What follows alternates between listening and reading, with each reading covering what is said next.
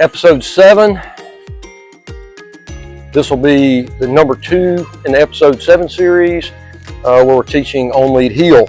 And I got thinking about a little something. The last few sessions, BB's kind of, I've lost him a little bit. He's kind of checked out on me. He wants to train a little bit. And he's not quite making it all the way through the sessions. So I'm going to try something today. We're going to give BB a free hunt. See if this helps his focus a little bit. Right now he's going nuts in here. He's knocking the camera around. That's okay. BB, oh, you want one? So BB wants a Breedwise. Come here, BB. Here, you want one of these? Come here. You like it? Like it? Is that good? And when he gets through, we're going to give him a post hunt, maybe help him recover a little bit. We're going to work him a good bit today. I've got Steve Driscoll's actually here with us. Quick, I want to address a question that I keep getting about marker training or treat training. So I had a couple people ask me, well, what, man, I got to take treats with me to the field and the duck blind? And no, you don't have to do that. This is a training method. We're going to wean this dog slowly, gradually off of these treats. We're not going to have to pack treats with us on our hunts to get our dogs to act right, okay? So you guys bear with me. It's a great question. Don't mind answering questions like that. Y'all keep them coming. But no, the dog is not on a permanent treat scenario where we got to have treats to get the dog to do things in the field. So just wanted to cover that. We're going to be right back here in just a few minutes with the pack leader himself, Mr. Steve Driscoll. And he's probably going to run me through the ringer today. He's going to be observing and correcting me as a trainer. It's never too late to learn as a dog trainer. So anyway, I've got Steve helping with this, and we really appreciate that. So tune in, episode 7, number 2, part 2. That's coming your way. All right, here we are with BB. We got the pack leader, Steve Driscoll, here. I've gotten a couple of sessions in on BB since the last time that we filmed. So we're going to see if I've improved him any. But anyway, I'm just going to start working BB on heel, on lead, and I'm going to see what Steve has to say and see if I'm open to any corrections that he may give me. So here's what we're going to do. Heel. Yes. So you might see when I get eye contact, this is a trick Steve taught me. When he looks up, yes, that's when I'm going to give him that marker and I'm going to give him that reward. You also see he's already starting to sit when I stop walking. I want him to do that. He's a bird dog. I want him, if I stop walking, I want him to sit with me if I've got him at heel. Heel. So he's doing pretty good. He's not tugging on me. He's not pulling the lead. Heel. I can change directions. Oh yeah, sit. So what Steve just reminded me was to give the marker. I gave the dog a treat. I didn't say yes first, so I missed the marker. I didn't mark the behavior. He just rando got a treat. Ready? Heel.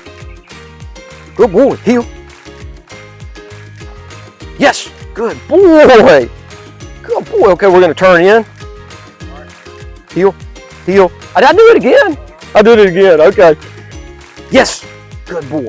Good boy, heel. Heel. Yes, good boy, BB. Nice, nice, heel. Okay, we're gonna wanna turn him this way. Okay, we want him to turn with us. I'm gonna go the other way. Heel. Yes, good boy. Oh, that's so good, BB. So with a few sessions, if you've watched the last video, you see how much more resistant he was. I have been working on this a little bit on my own with BB. So we've had 2 or 3, 4 sessions in since the last video. But this is an update. This is kind of where you want to be with a little puppy like this with on lead heel. He's not fighting it. He's not uncomfortable. You see right here, I'm using no pressure at all.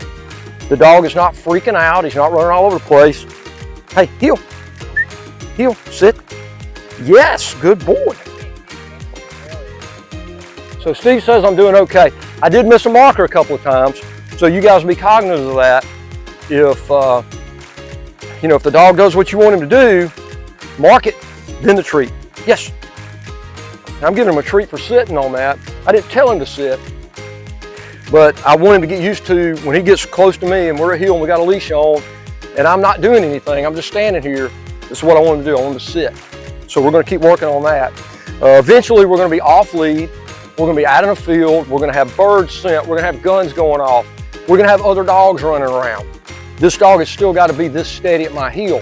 So we're a long way from there, but just to give you some insight, this is how we get to where we're going. This is part of the pathway. If you don't have this, you're never going to get that. We've got my good friend and trainer, Mr. Steve Driscoll here, who's been helping me with On Lead Heel, refining my skills a little bit, or a lot. So we're just debriefing Steve. Steve watched that whole session, and now we're going to hear what Steve has to say about it. Go ahead, Steve.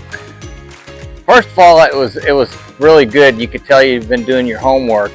A couple things, you forgot a couple markers, which is not the end of the world, but it is important to continue using the markers with treats or a reward of some sort, you know, a bird or a ball or whatever. And then another thing I noticed is that the lead you're using is one of these, I forget what they're called. They're vinyl thing. They're really good. They're good leads. I have some of them. They're really stiff though, and there's not as much leeway to the dog. I use, in teaching a heel, I use something a little bit, it's like a polycord. These are called dominant dog collars. I have them actually made, and they're really, this one's like a 6-foot lead, so you can give the dog a little more leeway and freedom, but then you can still correct if he gets out of position. So You like the fact that was limber? Oh yeah, it's a little thinner. Yeah. And it's a little longer. Yeah, and it's lighter, and it's just the dog. It just gives the dog more room to move and to make mistakes. That's how they learn. Is if they make a mistake, you can correct them with this. This lead was a little bit short, so you really weren't letting the dog make mistakes as much. You know, it was loose, but it wasn't real loose. So it was like kind of holding it up. Can you see that? It's like it was like this instead of like like this.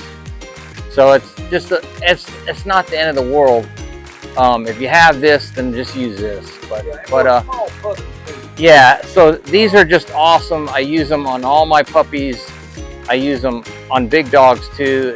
They're really good for aggressive dogs, and because it takes their air away if it need be. But they're great.